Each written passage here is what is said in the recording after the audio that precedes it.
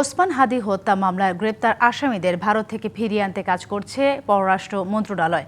এ কথা জানিয়েছেন পুলিশ মহাপরিদর্শক আলী হোসেন ফকির।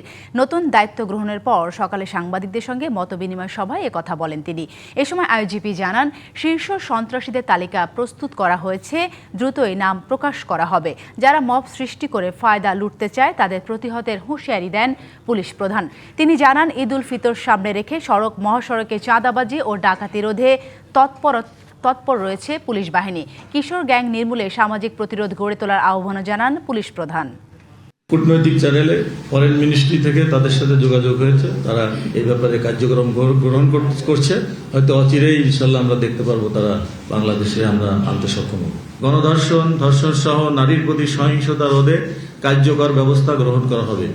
আমরা সিআইডিকে আরও আধুনিকীকরণের মাধ্যমে মামলা তদন্তের গুণগত মান বাড়াতে চাই।